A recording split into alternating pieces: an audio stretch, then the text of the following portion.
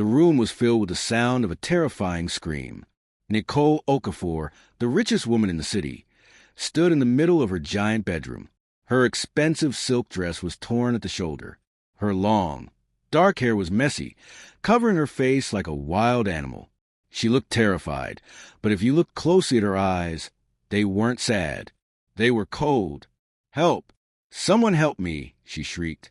Femi Ademola, her loyal bodyguard, stood 2 feet away from her. His hands were shaking. He looked like he had just seen a ghost. He wasn't moving toward her. He was backing away, his face pale with shock. "Nichole, what are you doing?" Femi whispered, his voice trembling. "Why are you doing this?" Before he could say another word, the heavy gold-plated doors swung open. Marcus, Nichole's husband, rushed in with 4 other security guards. They saw Nichole on the floor, crying and pointing a shaking finger at Femi. "He tried to hurt me, Marcus," she sobbed, burying her face in her hands. "I told him to leave, but he wouldn't. He tried to force me." Marcus's face turned red with anger. He looked at Femi, the man he had trusted to protect his wife, with pure hatred. The other guards moved in, grabbing Femi's arms and pinning him against the cold marble wall. "I didn't do anything." Femi yelled, but no one listened. As they dragged him out of the room in handcuffs, Nichole looked up for just 1 second. She stopped crying. She looked straight into Femi's eyes and gave a tiny, cruel smile. It was a look that said, "If I can't have you, no one will." But as the door slammed shut, something small moved in the shadows of the large master bathroom. A tiny silver light reflected off the mirror. Someone was watching. Someone was recording everything. Who was behind that door, and what did they see? Before we continue the story of betrayal and secrets, I want to know, where are you watching from today? Let me know in the comments. Also, if you're new here, subscribe now so you don't miss the next story. All right, let's jump into today's story. To understand how things got so bad, we have to go back to the beginning. Nichole Okafor was a woman who had everything. She owned tall buildings, shiny private jets, and more jewelry than a museum. People called her the Queen of Gold. She was beautiful and powerful, but deep down, she was very lonely. Her husband, Marcus, was a busy businessman who traveled all over the world. Nichole spent most of her days in her giant mansion, surrounded by people who were paid to be there. One sunny Tuesday, Nichole decided she needed a new bodyguard. She wanted someone who was not just strong, but someone she could trust. That was the day she met Femi Ademola. Femi was different from the other guards. He was a tall man with kind eyes and a gentle smile. He had served in the army and knew how to protect people, but he was also a person who cared about others. He grew up in a small house and knew what it was like to have very little. He believed in kindness and being a good person. On his first day, Femi saw a young maid named Sarah drop a heavy tray of crystal glasses. The other guards laughed at her, but Femi didn't. He knelt on the floor and helped her pick up the broken pieces. "Don't worry," Femi told Sarah softly. "Everyone has accidents. Are you hurt?" Sarah looked at him with wide eyes. "Nobody ever helped the maids in this house." "I'm okay. Thank you, sir," she whispered. Nichole watched this from the balcony above. She liked Femi.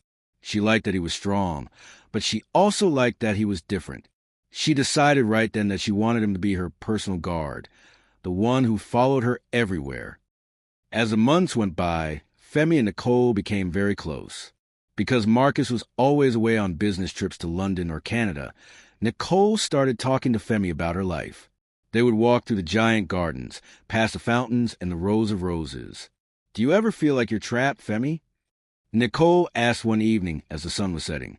"I think everyone feels trapped sometimes, ma'am," Femi replied respectfully. "But you have a beautiful life. You can do anything you want." Nichole sighed. "Money doesn't buy happiness, Femi. It just buys a bigger cage." Femi felt sorry for her. He started to show her more kindness.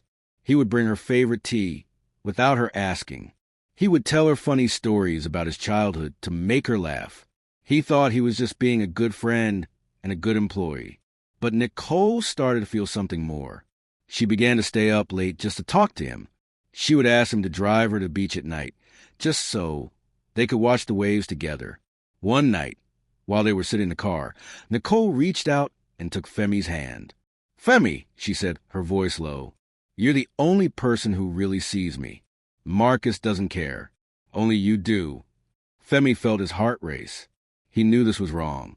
He was a professional, and Nichole was a married woman. But he also felt lonely, and Nichole was being so kind to him. In a moment of weakness, he didn't pull his hand away. That was the start of a very big mistake. For a few weeks, Femi and Nichole lived in a secret world. When the cameras were turned off or when they were alone in the library, they would hold hands and talk about a future that could never happen. Nichole told him she loved him. She told him she wanted to leave Marcus and run away with him. At first, Femi was caught up in the romance. It felt like a movie, but soon the guilt began to eat at him. Every time Marcus came home and shook Femi's hand, thanking him for keeping his wife safe, Femi felt like he was being stabbed in the heart. Marcus was a good man. He worked hard to provide for Nichole. He wasn't a villain. He was just busy. Femi began to notice things about Nichole, too. She wasn't just lonely. She was controlling. She started getting angry if Femi talked to the other staff members. She demanded all of his time. One afternoon, Femi saw Nichole yelling at Sarah, the maid he had helped before. Nichole was screaming because Sarah had put the wrong flowers in a vase. "You're useless."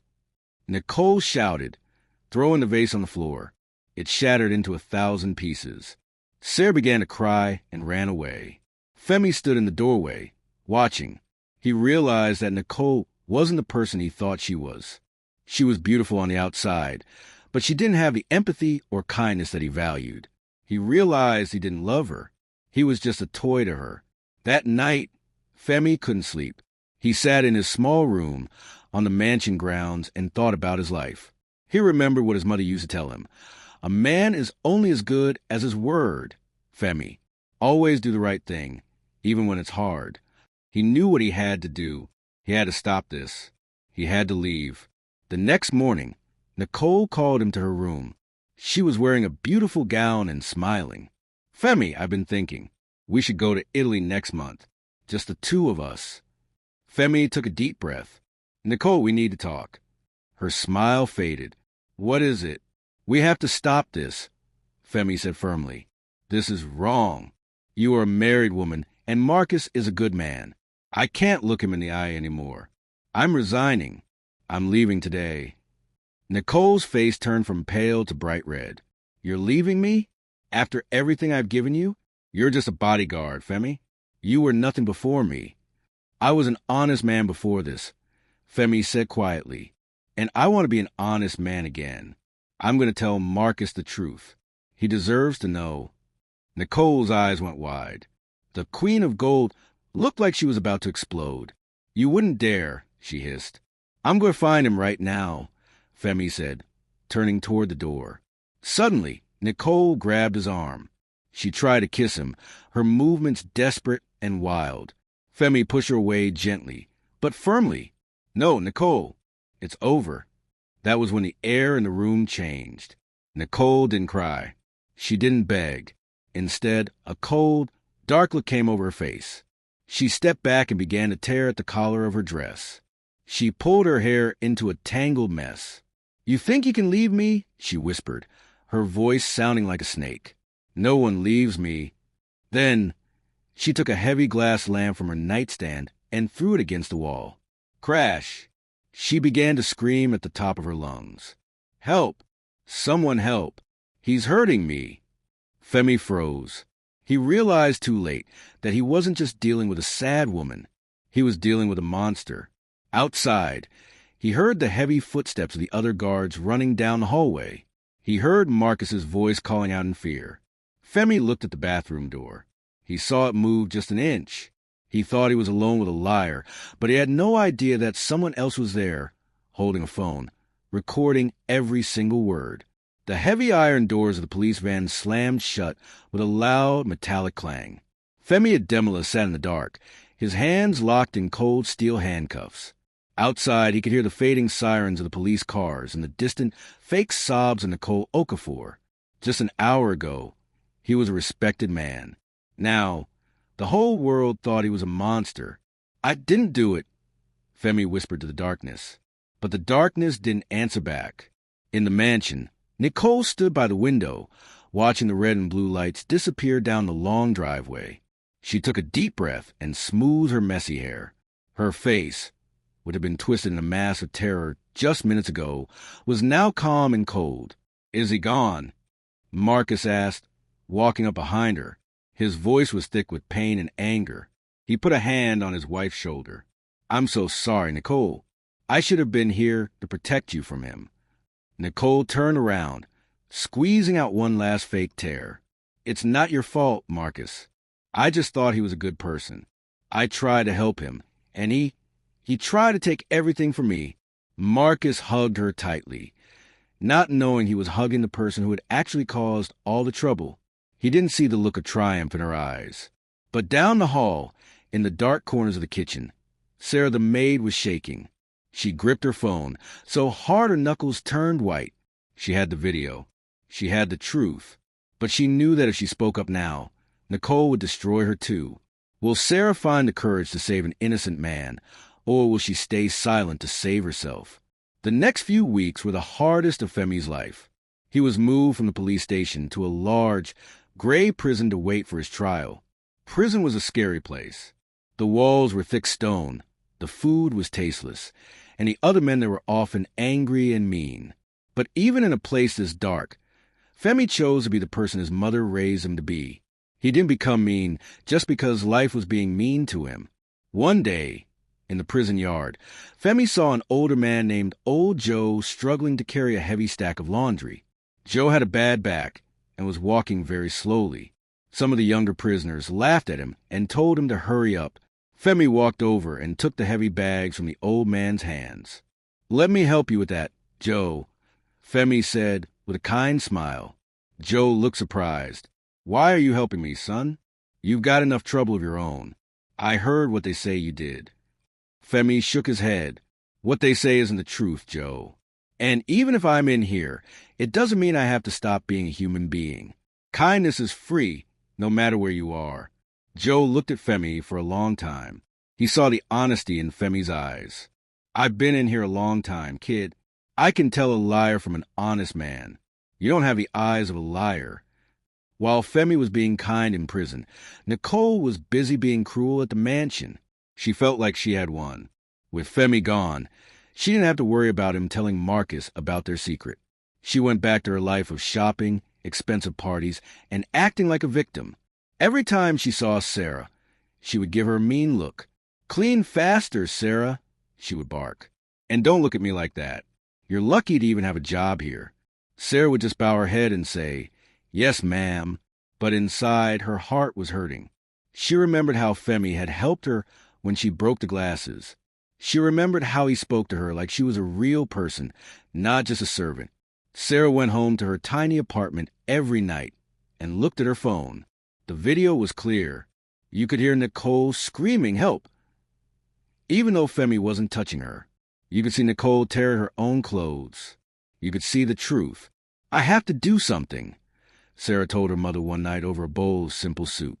"It's dangerous, Sarah," her mother warned. "Nichole Okafor is a powerful woman.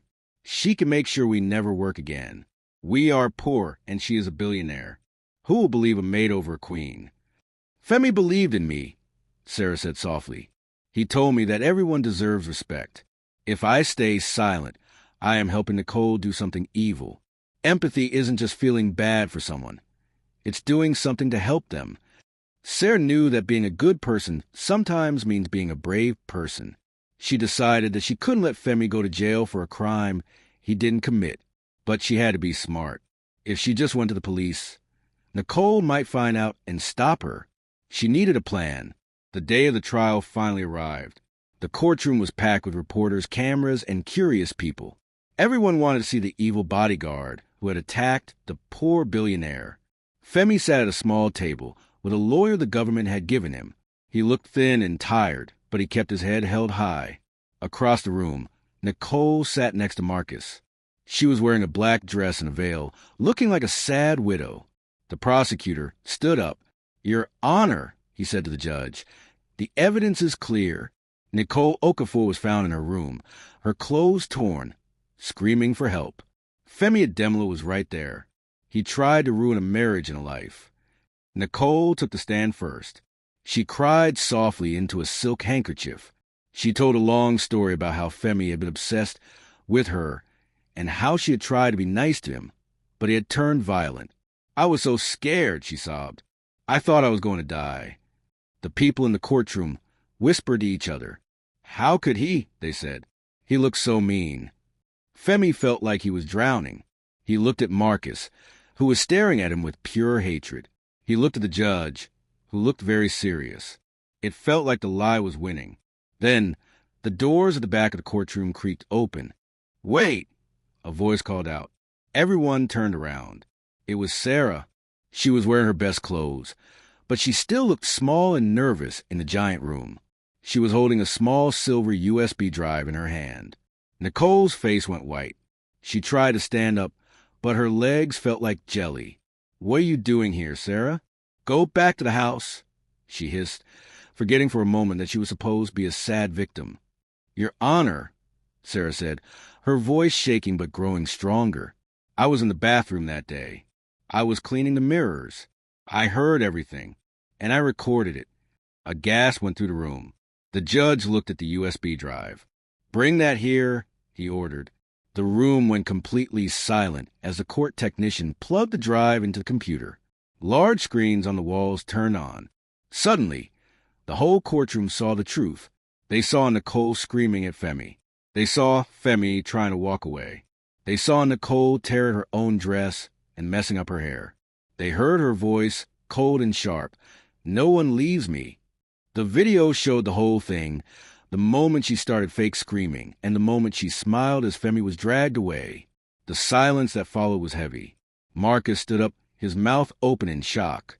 He looked at the video, then at his wife. He saw the monster she really was for the first time. "Nichole," Marcus whispered, you lied? You tried to destroy a man's life because he wanted to be honest." Nichole tried to speak, but no words came out. The Queen of Gold was trapped in her own trap. The judge looked at the police officers in the room. "Arrest Nichole Okafor for perjury and filing a false police report," he commanded. "And release Femi Ademola immediately." The handcuffs were taken off Femi's wrists. He took a deep breath of courtroom air, which finally smelled like freedom. Marcus walked over to Femi. He didn't look angry anymore. He looked ashamed. "Femi, I don't know what to say. I am so sorry. I should have known my wife better. I should have believed in the man I hired." Marcus then turned to Nichole. "I want a divorce, and I want you out of my house today. You have all the money in the world, Nichole, but you are the poorest person I know." Nichole was led away in handcuffs, the same way Femi had been. But as she passed Sarah, she didn't look at her with anger. She looked at her with fear. She realized that a simple maid with a good heart was more powerful than a billionaire with a dark one. The judge called Femi to the front. "Mr. Ademola, you have been treated very unfairly. As a small way to make up for your time in prison, the court is ordering that you be paid 10 million naira for your pain and suffering paid for by the Okafor estate." Femi looked at Sarah. He walked over to her and took her hands. "You saved me," he said. "Why did you do it?"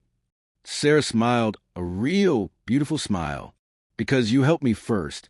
Femi, you showed me that everyone matters. I couldn't let a good man disappear." Femi walked out of the courthouse a free man. He had 10 million naira in his pocket. His name was cleared, and he had a new friend in Sarah. He felt like the luckiest man in the world. He decided he would use some of the money to help Sarah and her mother move to a better neighborhood. He wanted to start a business where kindness and honesty were the most important rules. Femi Ademola proved to the world that you can lose your freedom, you can lose your job, and you can lose your reputation. But if you keep your kindness and your truth, you can never truly be defeated. Justice was served, and the bodyguard who was framed became the hero of his own story.